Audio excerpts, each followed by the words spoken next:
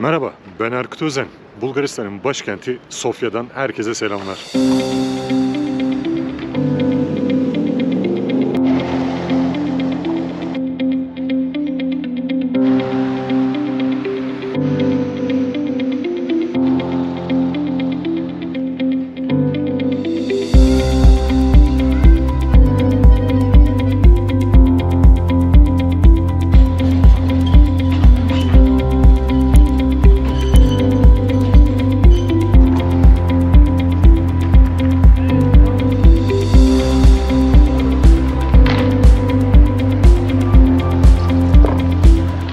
Burası Sofya Kültür Merkezi, Ulusal Kültür Merkezi. 1981 yılında planlama, proje çalışmaları bitirilmiş ve Bulgaristan'ın 1300. yıl dönümü olarak kabul edilen bir tarih için, onu kutlamak için yapılmış önemli bir eser.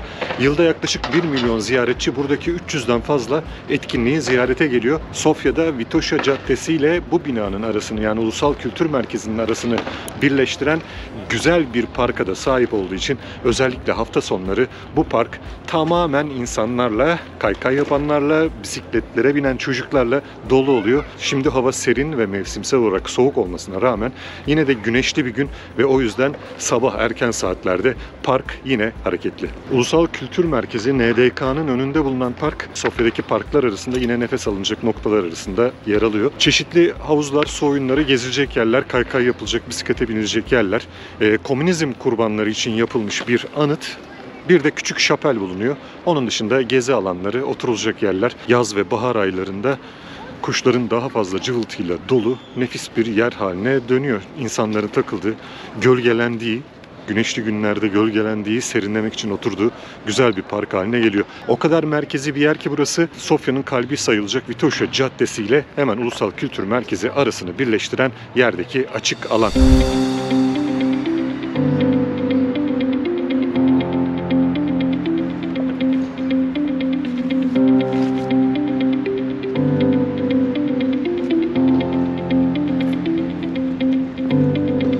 Sofya'da Ulusal Kültür Merkezi'nin girişinde bir anıt daha yer alıyor. Bu anıtta 1960'larda yapılıp daha sonra 1989 yılında yıkılan Berlin Duvarı'na ait bir parçadan oluşan bir hatıra anıt. İşte Berlin Duvarı'nın böldüğü Almanya bugün birleşik olsa da Berlin Duvarı'ndan sökülen bu parçalar çeşitli Avrupa ülkelerinde ve önemli noktalarda sergileniyor. Onlardan bir tanesi de işte Bulgaristan'da, Bulgaristan'ın başkenti Sofya'da. Bunlardan bir diğeri yine Avrupa Birliği'ni oluşturan anlaşmalardan bir tanesinin imzalandığı ve bugün vizesinin de isminin aynı oradaki yerleşim yeriyle birlikte anıldığı Schengen bölgesinde yer alıyor. Eğer giderseniz bir gün orada da yine bu anıtın önünde fotoğraf çektirebilirsiniz. Yine ben Schengen'deki fotoğrafımı bulursam hemen şuraya ekliyorum.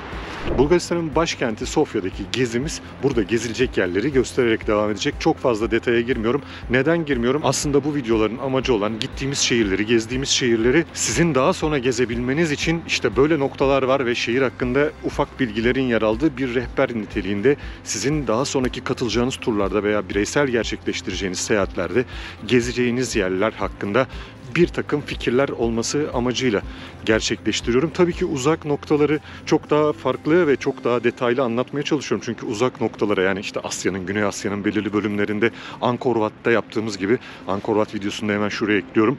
Angkor Wat'ta yaptığımız gibi çok uzun, çok detaylı anlatılabilecek yerler var. Çünkü herkesin gitme olanağı olmuyor ve en azından gitmiş kadar, gezmiş kadar olması için o tip yerlerde farklı detaylı bilgiler veriyorum. Ama bu Bulgaristan'ın başkenti Sofya gibi hemen kapı komşumuz olan bir yerde, keza herkes tarafından Türkiye'den geldiğinizde o komşu şeklinde karşılandığınız, Türkçe olarak komşu şeklinde karşılandığınız bir yerde çok fazla detaya girmeden her an çıkıp gelebileceğiniz bir yermişçesine ama nereleri gezeceğiniz konusunda da bir takım fikirler vererek bahsetmeye devam edeceğim.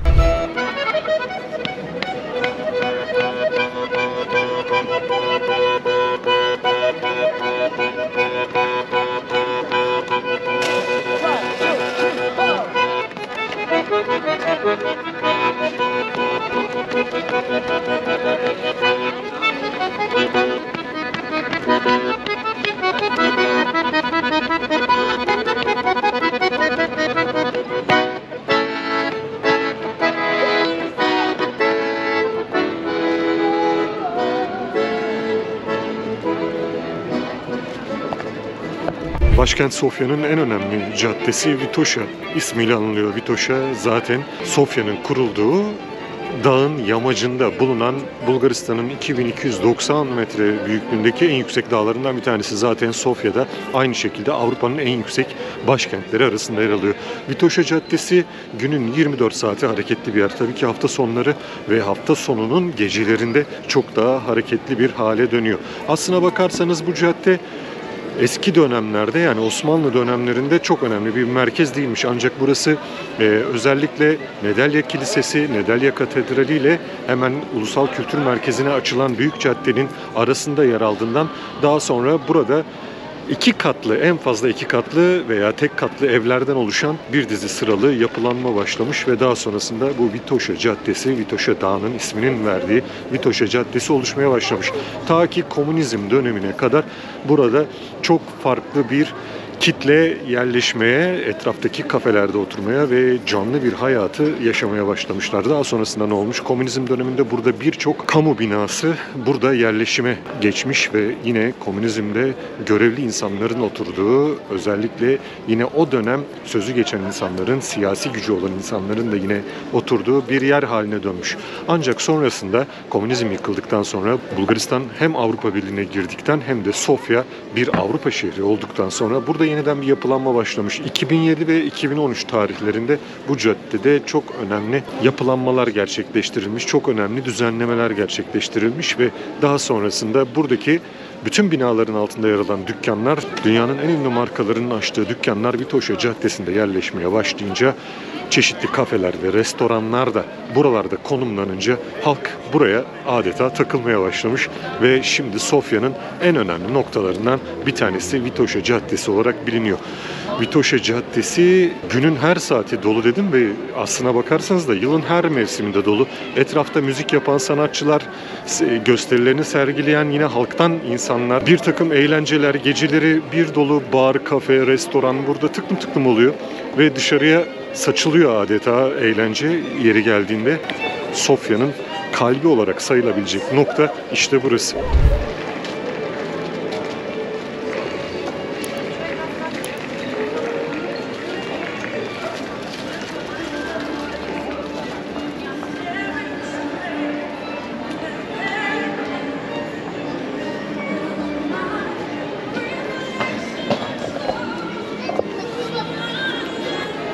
Vitoša Caddesi'nde çok güzel dükkanlar var. Bunlardan bir tanesi bir şekerci. Hatta çocuklar için bir cennet. Sadece şekerci değil, bir dolu tatlı satan bir dükkan. Hans and Gretel. Harika bir dizaynı var dışarıdan bakıldığında da ve içeride yine karşılayan kişilerin ve kasada duran personelin dahil olmak üzere o döneme ait giysilerle insanları karşılaması, belki de özel günler dolayısıyladır bu. En azından ben geldiğimde sürekli öyleler. Burada çok ilgi çekici bir durum haline alıyor ve çocuklar için de adeta bir cennet gibi. Gerçi Hans and Gretel masalı çocuklar için bakıldığında çok travmatik ve korkunç bir masal olmalı diye düşünüyordum eskiden beri. Biraz korkutucu gelir hep bana ama aslına bakarsanız Vitoša Caddesi'ne de çok fazla renk vermiş. Bugün kış mevsiminin ortalarında olmamıza rağmen güzel bir hava var. Hatta ara ara güneş de açıyor. Yine Vitoša Caddesi hem de hafta sonunun getirdiği kalabalıktan da faydalanarak oldukça hareketli. Vitoša Caddesi, eğer Sofya'ya geliyorsanız sizin de ziyaret edip turlayacağınız, alışveriş yapacağınız, bir şeyler içmek için kafelerinde oturacağınız veya yemek yemek için restoranlarına uğrayacağınız noktalar arasında yer alıyor.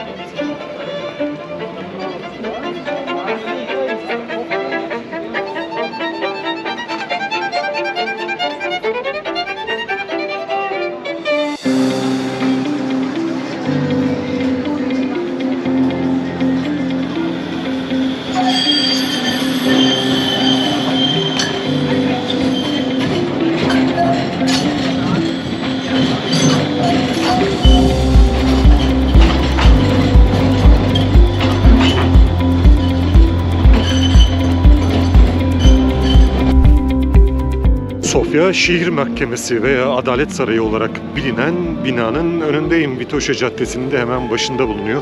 Zaten buradan itibaren devlete ait çok fazla sayıda yapı var. Neden? Çünkü Sofya, Bulgaristan'ın en büyük kenti olduğu kadar başkenti.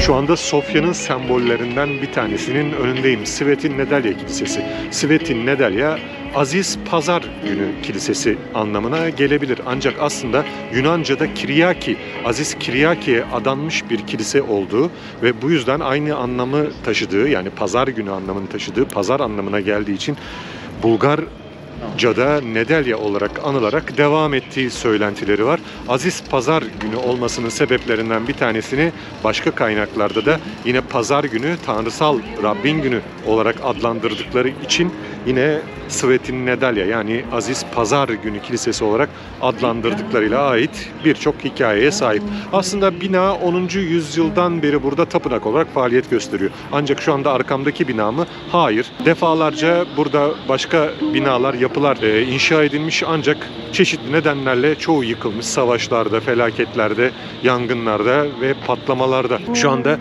en son yapı olarak arkamda bulunan Sveti Nedelya'nın şu son hali 1925 yılında 16 Nisan 1925'te bir generalin, ünlü bir generalin buradaki cenaze töreni sırasında cenazeye katılan 150'den fazla kişinin hayatına son veren patlamadan sonra yapılan kilise şu andaki bu haliyle tam da Vitoša Caddesi'ni başlatan noktada yer alıyor. Kiliseden ilk olarak bir Alman gezgin bahsediyor 1500'lü yıllarda ve Sveti Nedelya adıyla burada bir kilise olduğundan ve burada Hristiyanların faaliyet gösterdiğinden bahsediliyor. Ortodoks Hristiyanların, burası Bizans döneminde de Doğu Ortodokslarına ait bir kilise olarak faaliyette bulunmuş ve şimdi de aynen o şekilde devam ediyor. Güzel bir meydandayız. Burası Vitoša Caddesi'ni başlatan noktalardan bir tanesi olarak adlandırılabilir. O yüzden de burası bir meeting point, buluşma noktası olarak da adlandırılıyor. Yine Sofya'nın, Bulgaristan'ın en önemli fast food ve restoran zincirleri diyelim. Aslında fast food'tan çok fazlası. Happy Bar, Happy Grill olarak anılan dükkanda Sveti Nedelya'nın hemen arkasında yer alıyor. Nedelya'nın hemen altından girilen pasaj ve alt geçitten buradaki Serdika Antik Kenti'nin noktasında bulunan metro istasyonuna veya Vitoša Caddesi'nin diğer ucundaki Ulusal Kültür Merkezi'nin altındaki metro istasyonunun da yine bu caddenin altından geçtiğini söyleyebiliriz. Yani iki istasyonun arasında yürünen yol da Vitoša Caddesi olarak anılıyor. Kilisenin önemli özelliklerinden bir tanesi de Sırp kralının 2. Stefan'ın kalıntılarının diyelim, mezarının burada olması ve döneminde öldükten sonra Bulgaristan'a getirilen cenazesinden belirli parçaların, kemiklerin diyelim, Bulgaristan'da çeşitli yerlerde dolaştırıldıktan sonra ebedi istirahatgahı olarak Sveti Nedelya Kilisesi'ne defnedildiğini hatırlatmakta da fayda var. Yine çok fazla bilgi verdim. Turda anlatacak bir şey kalmayacak. Bulgaristan'a gelelim, ben size daha çok şey anlatacağım. Sofya'nın ve belki de Bulgaristan'ın en eski eserlerinden, en eski ayakta kalmış yapılarından biri olarak kabul edilen binası işte hemen arkamda bulunan Rotondo. Saint Georgi Rotondo olarak bilinen bu yapı günümüzde bir şapel, bir kilise, bir dini yapı olarak faaliyet göstermeye, en azından içerisinin ziyaret edilmesi ve bakımının sağlanması koşullarında devam ediyor. Rotondo aslında genel olarak daire formunda, yuvarlak formundaki eserlere verilen genel bir isim. Saint Georgi Rotondo'da yine merkezi bir noktada kamu binalarıyla çevrili bir alanda, bir avluda yer alıyor. Pozisyonuyla da çok ilgi çekici ve gizli saklı kalmış bir imaj sergiliyor Sofya'nın tam ortasında, tam göbeğinde. İşte Rotondo.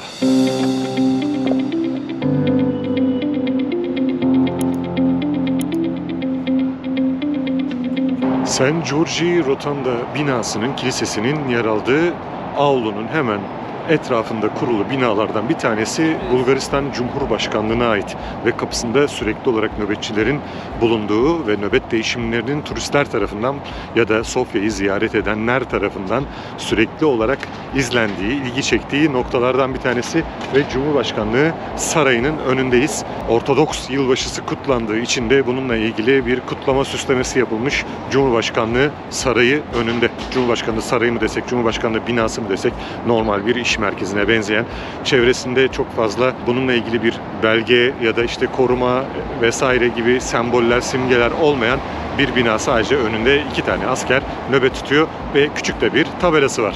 Bulgaristan Cumhurbaşkanlığı binası.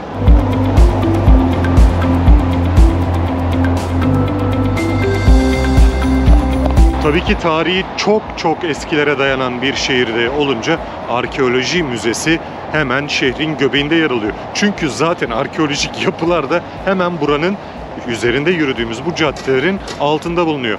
Antik kent, Bulgaristan'ın ilk kurulduğu antik kente merkezin hemen ortasında kurulu bir kazı alanının etrafının çevrelenmesiyle bir gezi alanı haline getirilmiş ve kazılar da belirli bölümlerde devam ediyor. Yani burada nereye kazmayı vursanız antik dönemden belirli kalıntılar çıkıyor. Aynı neredeki gibi, tabii ki İstanbul'daki gibi.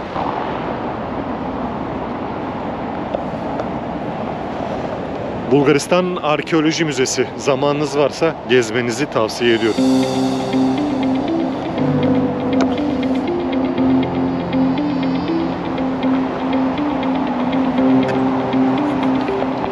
Şu anda durduğum yer aslında bir caddenin göbeği ama öylesine önemli ki Sofya'da, gerçekten birçok ülkede, en azından Avrupa dışındaki birçok ülkede durulamayacak bir noktadayım. Hemen arkamda Cumhurbaşkanlığı binası, tam şu anda arkamda Bulgaristan Parlamentosu, Ulusal Parlamentosu, hemen arkamda Başbakanlık ve Bakanlar Kurulu binası, çeşitli bakanlıklar vesaire. Hemen burada Bulgaristan Merkez Bankası, diğer bakanlıklar, bilim, eğitim falan filan, neyse ne kadar aklınıza ne geliyorsa hepsi etrafıma yayılmış bir şekilde duruyorlar.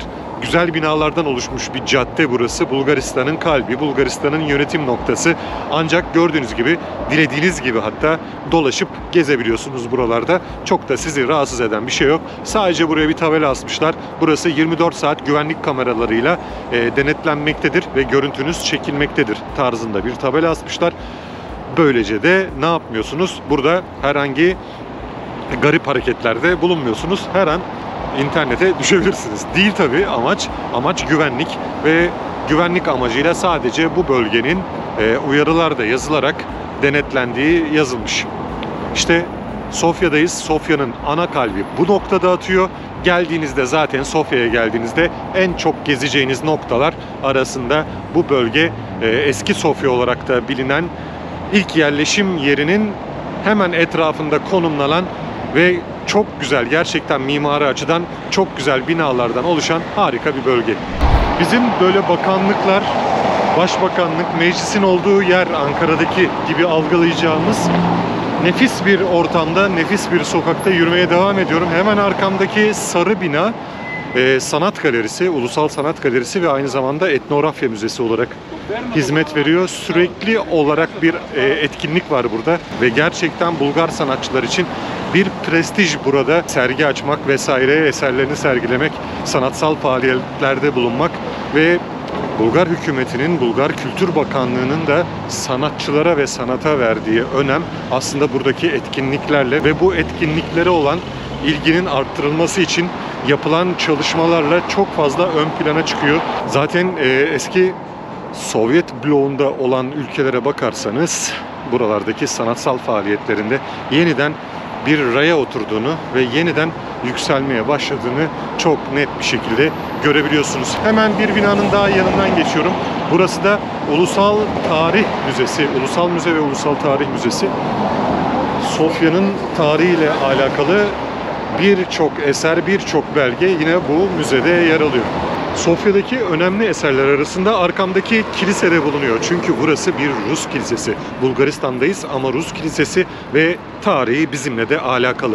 İşte bu Rus kilisesi, yani Saint Nikolay Kilisesi olarak adlandırılan, Rus Kilisesi olarak bilinen ve Sen Nikolay'ın mucizeler yapan Sen Nikolay Kilisesi olarak adlandırılan ve mucizeler için dua edilen bir alan olan, bir ibadet yeri olan bu kilise Osmanlı'dan kurtulduğu tarih olan 1882 yılında yıkılan Saray Camii'nin yerine yapılmış. Ve Saray Camii yıkıldıktan sonra bu kilise için inşaata başlanmış ve Rusya Bulgaristan'ın Osmanlı Devleti'nden kurtuluşundan sonra yardım ederek bu kiliseyi burada bulunan Ruslar için inşa ettirmiş. Ve şu anda da Bulgaristan'da yaşayan özellikle Rus asıllılar tarafından, buradaki Rus tebaası tarafından ciddi anlamda kullanılan ve ibadetlerinin gerçekleştirildiği bir kilise olarak hala en önemli eserler arasında yer alıyor. 1900'lü yılların başından itibaren ibadete açılsa da 1944 ile 89 arasında kapatılmayan, komünizm döneminde kapatılmayan kiliselerden bir tanesi. Ancak o dönemde buraya gelenler, burayı ziyaret edenler ve buranın rahipleri özel olarak devlet görevlileri tarafından takip edilmiş, haklarında raporlar tutulmuş, yani sürekli olarak izlenmişler. Ancak buna rağmen komünizm döneminde bu kilise kapatılmamış. Bulgaristan'ın başkenti Sofya'da gezilecek yerler arasında önemli bir nokta daha var. Center Military Club olarak bilinen, aslında merkez ordu evi olarak çevirebileceğimiz bir askeri kültür merkezi hemen arkamda yer alan bina. Bu binanın neden bir önemi var? Çünkü aranızda hatırlayacak olanlar vardır. Hatta ben de şu anda buraya o resmi ekliyorum. Mustafa Kemal Atatürk'ün 1913-15 yıllar arasında Sofya'da askeri ateşi olarak görev yaptığı yıllarda Bulgaristan'ın ulusal bir günü onuruna verilen bir davette, bir maskeli baloda Mustafa Kemal Atatürk Yeniçeri kıyafetiyle bir baloya katılmış ve bu balo sonrasında çekilen bir fotoğrafı da hafızalarımıza kazınmıştı. İşte Yeniçeri kıyafetiyle katıldığı balo tam da arkamdaki binada, bu ordu evinde gerçekleştirildi. Kralın da katıldığı ulusal günde bir maskeli balo tertip edilmesi düşünülüyor ve işte bu binada gerçekleştiriliyor bu balo. Ve çeşitli ülkelerin Bulgaristan'da temsilcilikleri bulunan birçok ülkenin temsilcisi de işte bu baloya katılıyorlar. Yeni savaştan çıkmış ve Bulgaristan topraklarını kaybetmiş Osmanlı Devleti'nin bir ferdi, bir ateşesi olan Mustafa Kemal Atatürk de, o zamanlar Mustafa Kemal sadece, işte bu baloya psikolojik bir üstünlük de sağlamak için İstanbul'dan özel olarak getirttiği ve balodan sonra geri gönderttirdiği Yeniçeri kıyafetiyle katılıyor. Ve onun giydiği Yeniçeri kıyafeti bu baloda çok fazla ilgi çekiyor. Sabaha kadar süren davet sonrası oradaki misafirleri evine davet eden İspanya Maslahat Güzarı da bu anı ölümsüzleştirmek için Mustafa Kemal'in Yeniçeri kıyafetli fotoğrafını çekiyor ve ona hediye ediyor. İşte Atatürk'ten kalan o fotoğraf bu binada gerçekleşen maskeli balodan sonra çekilmişti.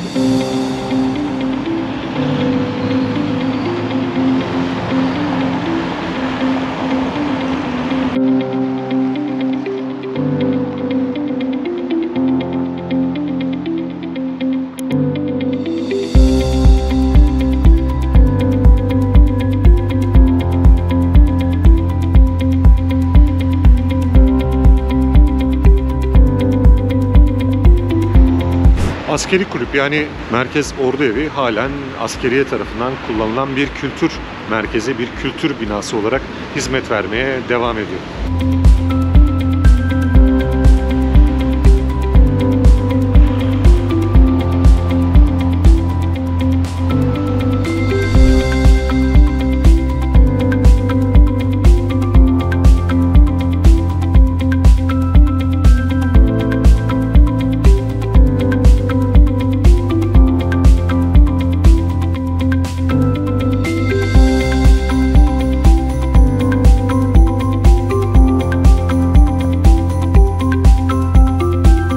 Bulgaristan'ın ve Sofya'nın en önemli simgelerinin başında da tabii neresi geliyor? Hemen yine arkamda bulunan Alexander Nevski Katedrali. Burası Bulgaristan Piskoposluğu'nun da merkezi sayılan bir katedral ve daha sonrasında da kentin en önemli simgesi olarak koruma altına alınmış ve Osmanlı'dan sonra yapılan en önemli binalardan biri olarak da Bulgaristan'ın Osmanlı'dan bağımsızlığını kazanmasından sonra bir millet oluşturma çabalarında önemli rol oynamış. Alexander Nevski aslında bir prens ve daha sonra vefat ettikten sonra Aziz olarak kutsanıyor ve bu katedrale de ismini veriyor.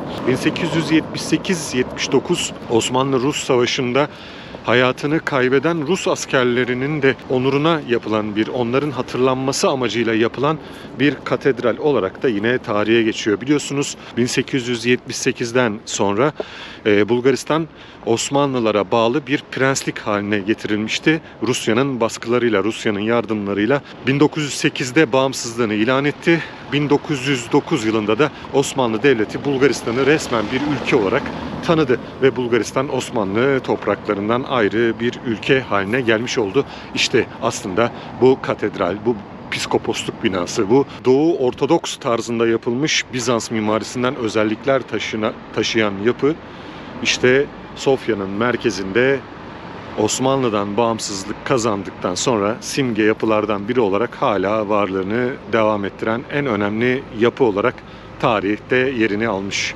Hemen arkamda yer alan kilise ise kente ismini veren Sofya'nın, Azize Sofya'nın ismini taşıyor. Azize Sofya Kilisesi hemen buradaki meydanın merkezinde yer alan Alexander Nevski Katedrali'nden çok daha eski bir yapı. Tarihi öylesine eski zamana dayanıyor ki 4. yüzyıldan kalma, Bulgaristan'da 4. yüzyıldan kalma en eski yapı, en eski kilise olarak ön plana çıkıyor. Azize Sofya Kilisesi'nin birçok özelliği var tabii. Burası Roma döneminde, pagan döneminde aslında bir nekropolmüş. Nekropol olduktan sonra burada bir tapınağın olduğu söyleniyor. Daha sonrasında bir takım başka kiliseler, şapeller kurulmuş buraya Hristiyanlığa geçtikten sonra ve sonrasında da işte şu anda arkamda gördüğünüz o kilise inşa edilmiş. Tabii ki yapı çok kez değiştirilmiş. Ahşapmış daha önce, daha sonra işte taş yapı, üzerine taşlar dizilerek değişik iptidai, o dönemki ilkel koşullarla yapılmış ama çok sağlam şekilde yapılmış ve bugünkü haline gelmiş. Sofya'nın en büyük simgelerinden bir tanesi, çünkü buraya 316 rahibin katıldığı Serdika Konsülü de yine burada düzenlendiği sanılıyor. Yani bu merkezde konsülün gerçekleştirildiği sanılıyor.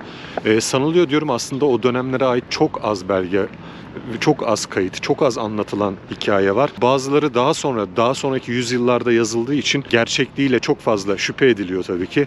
Ve Azize Sofya Kilisesi de kente adını vermesinden dolayı en önemli yapılardan biri olarak Alexander Nevski Katedrali'nin ismini verdiği meydanda bir taraftan bir kıyıda köşede kalmış şekilde de olsa kendini sergilemeye devam ediyor.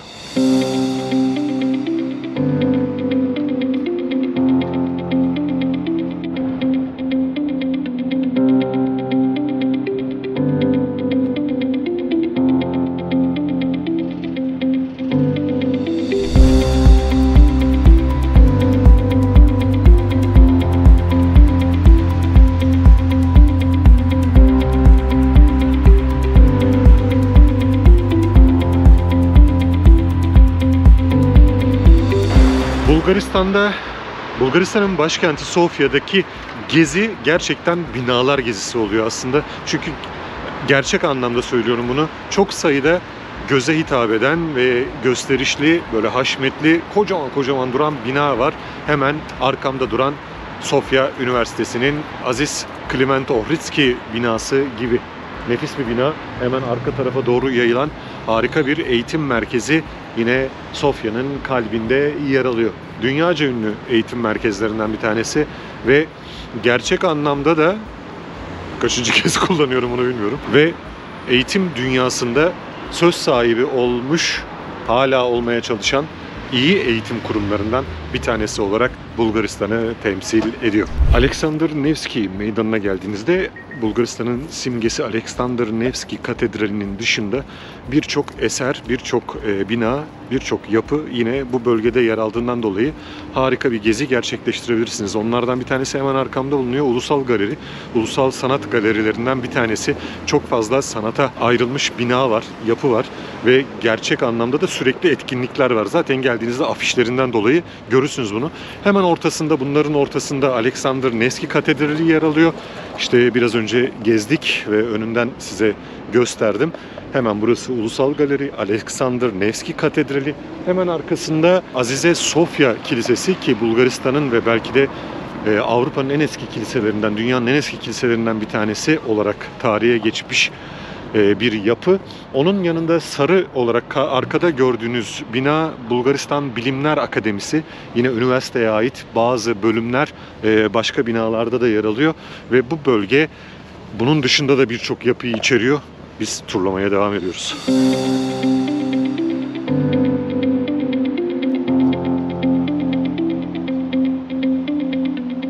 Sofya'da birbirinden güzel çok sayıda park var. Bu parklar birçok buluşmanın da adresi olarak gösteriliyor ve tabii ki etrafında yer alan kafeler, onun dışında işte parkta yer alan banklar vesaire ve bir takım etkinlikler bu parkları gözde yerler haline getiriyor. Ama Crystal Garden denilen bu bahçe, bu park özellikle tarihi bakımdan çok büyük bir önem taşıyor. Neden derseniz burada Crystal Garden adında bir kafe, bar varmış ve şu anda o yok. Döneminde de ondan öncesinde dahil olmak üzere yine bir kafe ve çay bahçesi olarak hizmet ediyormuş ve bütün yazarlar, sanatçılar, politikacılar, felsefeciler, akademisyenler, aklınıza gelebilecek ne kadar kültür anlamında, özellikle ülke yönetimi ve sanatsal anlamda, kültür anlamında ne kadar yoğun kişi varsa işte buluşma adresleri buradaymış ve bütün söyleşiler, konferanslar demiyorum, söyleşiler, çünkü bunlar hep sohbet babında devam ediyormuş. İşte bu alanda gerçekleşip o büyük buluşmalar, büyük isimlerin gerçekleştirdiği büyük buluşmalar bu parkta gerçekleşiyormuş ve Crystal Garden işte o kafeden dolayı bu parka da ismini vermiş. Daha sonrasında şuraya hemen bir anıt dikilmiş. Anıtı göstereceğim size. Eski Bulgaristan başbakanlarından bir tanesine ait. Özellikle suikaste uğradığı, öldürüldüğü yere çok uzak olmayan bir alana onu anmak için bu anıt dikilmiş ve 1894'e kadar başbakanlık yapan bu kişi Bulgaristan'ın tarihinde önemli karakterlerden biri sayıldığı için işte bu parkta, bu kültür, politika, sanat konuşulan bu parkta anılmaya devam ediyor.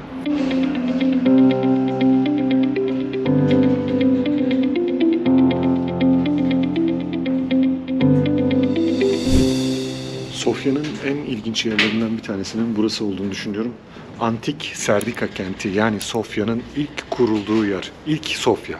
Sofya'daki ilk yerleşim birimi olarak bilinen antik kalıntılar şehrin tam göbeğinde, bu metro istasyonunun hemen yan tarafında bulunuyor.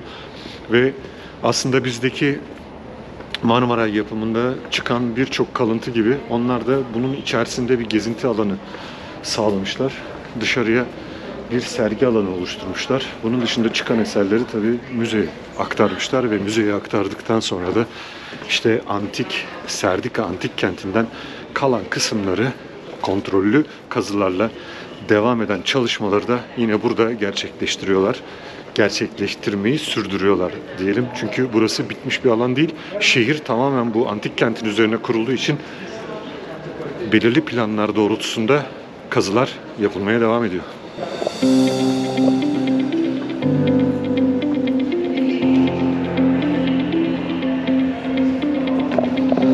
Eğer yukarıdan yürüyorsanız da yine yukarıdan buraya bakarak antik kalıntıları görme şansına sahipsiniz. Nefis bir alan.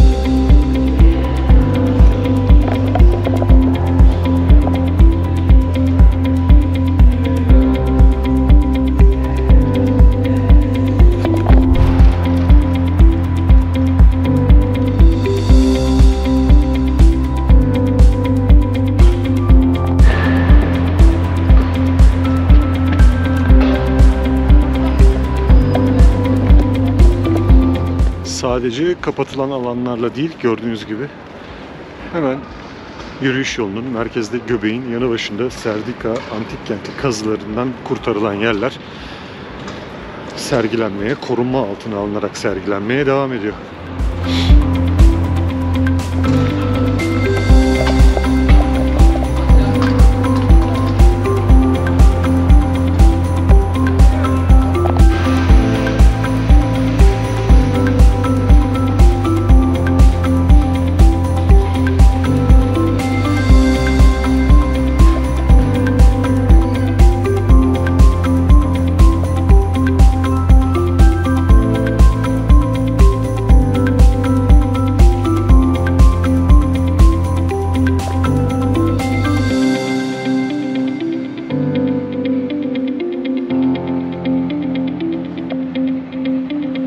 Sofya'daki tek aktif cami Banyabaşı Camii. Aslında Kadı Seyfullah Efendi Camii olarak bilinen Cami halk arasında Banyabaşı olarak biliniyor. Çünkü bu bölge kaplıcalar bölgesi ve kaplıcalara banyo deniyor.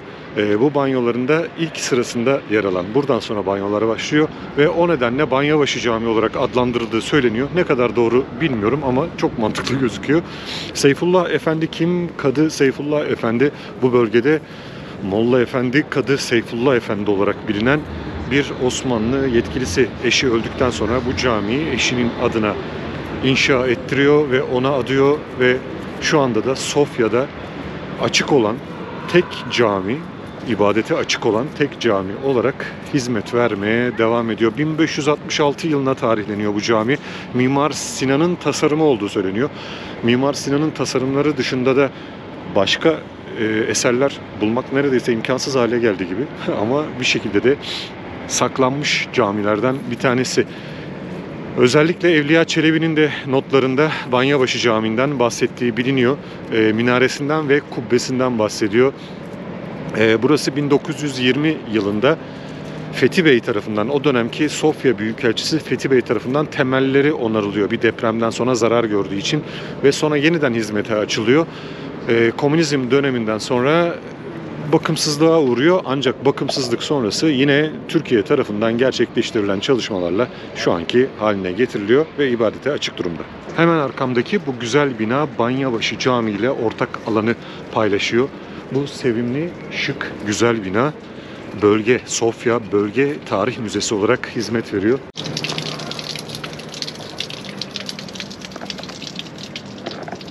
İşte bu güzel binanın önünde de hemen buradan çıkan kaynar sular yer alıyor. Termal sular yer alıyor. Kaynar demeyelim. Termal sular yer alıyor. Ve oraya burada yıkanmayın, banyo yapmayın gibi bir uyarı asma gereği hissetmişler sanıyorum. Bize benzer yönleri var. Harika bir bina. Orada sıcak su akıyordu. Burada yine sıcak su akmaya devam ediyor mu? Bir bakalım. Dumanlar çıktığına göre, buharlar çıktığına göre sıcak su akıyor. Bakalım derecesine. Oo, bayağı sıcak gerçekten. Ah, soğuk havada da güzel geldi. Sokakta verilen sıcak su hizmeti de ilk defa görüyorum. Nefis bir şey. Buradan kahve bile yapılabilir belki. Sıcak çorba falan yapılabilir mi acaba? Hazır çorba alsak. Mantıksız değil gibi. Ve içilebiliyor sanıyorum. İçiyorlar çünkü. Ama sıcak su içiyorlar.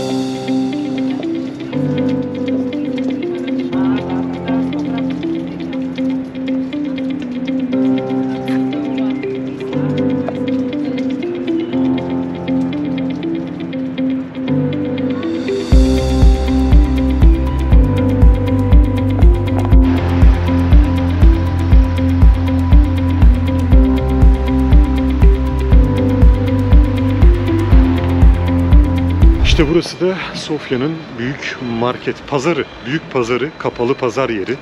Bütün alışveriş zamanında burada gerçekleşiyormuş ve burada gerçekleşirken de işte merkezi bir nokta olması da zaten buradan belli oluyor. Hemen karşısında cami, bir ileride yönetim binaları, hemen onun arkasında yer alan katedral. Bütün halkın ibadet için bile olsa geldiği yerlerde bir pazar yeri olma alışkanlığı işte bu şekilde devam etmiş.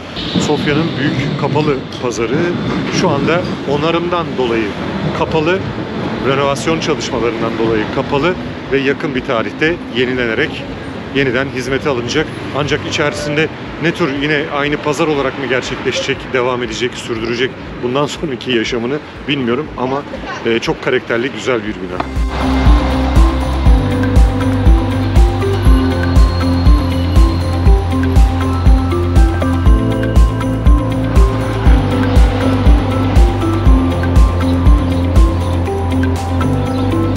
Şimdi Nedelya Meydanı'nda arkamda bir heykel var, bir kaide var, bir anıt var. Azize Sofya anıtı. Azize Sofya bir aslında pagan olarak görünen ve erotik olarak betimlenen, tanımlanan bir karakter. Ancak sonrasında şehre de ismini verdiğinden dolayı buraya onun bir tasvirini dikmeyi uygun görmüşler. Bu meydanda daha öncesinde yani Sovyetler Birliği varken komünizm döneminde Sovyetler Birliği'ne bağlı olmasa da komünizmi temsilen burada bir Lenin heykeli yer alıyormuş ve Lenin heykeli daha sonra kaldırıldıktan sonra Nedelya Meydanı'nda bu boş duran yere Şapkanov tarafından 2000 yılında işte bu heykel dikilmiş. Yaklaşık 16 metrelik bir kaidesi var bu heykelin. Tabii ki simgeler içeriyor ve 8 metrelikte kendi boyutu. Yani toplam yerden yüksekliği yaklaşık olarak 24 metre yüksekliğinde kocaman duran bir heykel. Bu heykelin hemen sağ elinde duran, buraya gelenler daha net göreceklerdir. Hatta ben de resmini yine koyarım. Sağ elinde duran çelenk bildiğiniz gibi şöhreti, ünü, yayılmayı, hani ün olarak yayılmayı, şöhret olarak yayılmayı simgeliyor. Baykuş bilgeliği, bilgeliği simgeliyor ve tabii ki hemen kafasında bulunan taç da gücü simgeliyor. Bu heykel hala burada tartışmalı. Çünkü Sofya ismini veren, aslında kutsal bilgelik, daha doğrusu sadece bilgelik ismini veren yani Saint Sofya olarak anılıyor. Ayasofya olarak bilinen karakter bu. Azize Sofya olarak bilinen karakter bu heykelde tasvir edilen karakter. Ancak Sofya ismi zaten yine oradan geliyor ve bilgelik anlamına geliyor. Sofya bir Bulgar kenti, Bulgaristan'ın başkenti hatta. Ancak kelimenin kökeni Yunanca'dan geldiği için aslında döneminde de yine çok radikaller tarafından tartışılmış. Hatta şu anda etrafında gezdiğimiz Serdika Meydanı'nda eski ismi olan Serdika'dan türeyen isimlerin konulmasıyla ilgili de çok fazla tartışma yaşanmış Sofya'nın ismi verilirken. Şu anda da Bulgaristan Cumhuriyeti'nin, Bulgaristan Devleti'nin Ulusal Meclis binasının tam önünde, hatta kapısının önündeyim. Gayet rahatça gezebiliyorsunuz, gayet rahatça geçebiliyorsunuz. Bizi nedense şaşırtıyor bu tip durumlar. Anlayabilmiş değilim aslında. Hani biz kendi ülkemizde bu tip yerlerde bırakın meclisi, belediye başkanlıklarının önünden bile çok rahat geçemediğimiz dönemler oluyor bazen. Bu tip şeylere hayran kalıyorum ben. Bilmiyorum, hoşuma gidiyor herhalde. Hani çok anlatılan efsaneler vardır ya, işte şuranın başbakanı bisikletle gelip gidiyormuş, buradaki milletvekilleri yürüyerek işte işe gidip geliyorlarmış falan gibi. Onu boş verin yani, onlar istediği gibi gelip gitsin de önemli olan o ülkede yaşayanların bu tip mekanlara, bu tip bölgelere istedikleri gibi gidip gelmelerinin çok daha önemli olduğunu düşünenler arasındayım. Valla çok hoşuma gidiyor ya. İşte Bulgaristan Meclisi burada toplanıyor. Biraz sonra meclise girip herhangi bir konuşma yapabilirdim ama bugün tatil, resmi tatil. Hem Ortodoks inancına göre yılbaşı bugün ve onun dışında da cumartesi. Cumartesi olduğundan dolayı da işte Bulgaristan Meclisi benim konuşma yapmama uygun bir yer haline gelmiyor. Soğuk herhalde şaşırttı. Bu arada sabah çıktığımda o kadar güzel bir hava vardı ki, güneşliydi. Hatta bu üstümdekileri çıkarttım falan, çantama koydum, ağır geldi. Acaba gidip otele bıraksam mı dedim. Ama sonrasında bir baktım ki soğuk fena ısırmaya başladı ve ben de yeniden çantamdan çıkartıp en azından ağırlığı üstüme alayım dedim. Sırtımda daha fazla acıtıyor. İşte meclisteyiz. Ben biraz sonra içeriye girip bir konuşma yapacağım. Daha sonrasında yine videoya devam ederiz. Belki içeride çekim yapmama da izin verirler. Sofya'da dikkat etmeniz gereken noktalardan bir tanesi tabii ki her ülkede olduğu gibi yan kesiciler. Özellikle turistlere yönelik birçok bu konuda küçük adi suç diyeceğimiz suçlar işleniyor ve daha sonrasında bunlara ulaşmanız neredeyse imkansız gibi. Bu arada Türkçe konuşurken yine dikkat etmeniz gerekiyor çünkü birçok insan Türkçe anlıyor veya kelimelerin arasında çok fazla Türkçe kelime var. Bir de çok fazla Türk nüfus yaşıyor. Bulgarca konuşan insanlar bile arada Türkçe bazı kelimeleri geçiriyorlar. Hemen kafanızı döndürüyorsunuz, acaba Türk mü? Yok, Bulgar, ama işte Türkçe kelimeler dilde yer alıyor. Bayağı bir Türkçe kelime var yine. Ya da ortak kullandığımız kelime var diyeyim. Sonra bizim kelimemizde sizin kelimenizde gibi bir ayrıma gitmek, orada bir kavga yaratmak istemiyorum.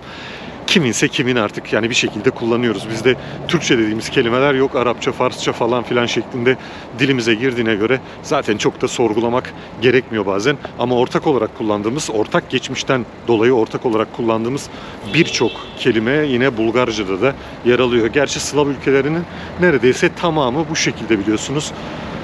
Sırbistan'dan tutun, Bosna Hersek'ten çıkın, Makedonya'dan girin. Bu bölgelerde Türkçe konuşurken dikkatli olmak gerekiyor. Bunun dışında para bozdururken özellikle bu işlek caddelerde, yani bizim Taksim Meydanı, işte Beyoğlu, İstiklal Caddesi gibi adlandırabileceğimiz bölgelerde bulunan change ofislerde para bozdurabilirsiniz. Birçok şehirde olduğunun aksine mesela Güney Asya'da böyle işlek yerlerde para bozdurduğunuzda turistler çok geldiğinden dolayı aslında daha yüksek bir kazanç elde ediyorlar. Yani daha düşüğe bozuyorlar. Ancak burada tam tersini gözlemledim. Özellikle bu dönemde. Şehir dışındaki yerlerde belki de az kişi gelmesinden, sürümden dolayı diyelim, birkaç birim daha düşük alıyorlar ve bu belli yerlerde bayağı bir düşük. Yani bugün baktım, benim otelin olduğu yer çok uzak olmamasına rağmen dış mahalle sayılabilir ve orada yaklaşık olarak 1.84'tü 1 euro. Merkeze geldiğimde 1.95'ti. Yani eğer büyük bir para bozduruyorsanız bayağı bir fark ediyor aslında. O yüzden dikkatli olmak lazım. Kurları birkaç change ofiste kontrol edip para değiştirmenizde fayda var. Her yerde aynıdır gözüyle bakmayın. Değil. İşlek yerlerde belki de dediğim gibi sürümden dolayı işlek yerlerde bu Vitoša Caddesi mesela çok işlek, çok da fazla sayıda change ofis var ama çok daha karlı bozdurabiliyorsunuz orada parayı. Sofya yürünerek gezilebilecek bir şehir, ancak daha fazla yer görmek ve Sofya'nın dışındaki mahallelerde de gezmek için metro ağını ve ulaşım ağını kullanabilirsiniz. Bu arada biletler 1.60 leva, 1.60 leva. Bu da yaklaşık olarak 1 euroya yakın bir para. 90 sent, 80 sent civarında bir para ediyor. Eğer günlük kart alırsanız 6 leva ödüyorsunuz günlük karta. O da yaklaşık 2,5-3 euro arasında bir para ediyor. Günlük kart 24 saat geçerli bir kart kullanıyorsunuz. Bildiğim kadarıyla daha önceki gelişlerimde bir almıştım.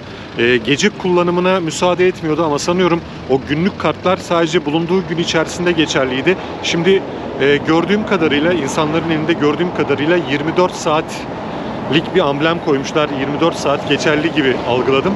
Öğrenmek lazım. Onu geldiğinizde gişelerden sorabilirsiniz. Metro gişelerinde kartları satan gişeler bu bilgileri veriyor veya orada afiş olarak zaten asılı. Yani diyeceğim şu, Sofya'yı aslında çok kolayca gezebilirsiniz. Bunun dışında şehir ulaşım ağını da iyi kullanırsanız eğer çok fazla gidilebilecek yere bayağı da indirimli, ucuz bir şekilde varmanız, gitmeniz, gezmeniz olası.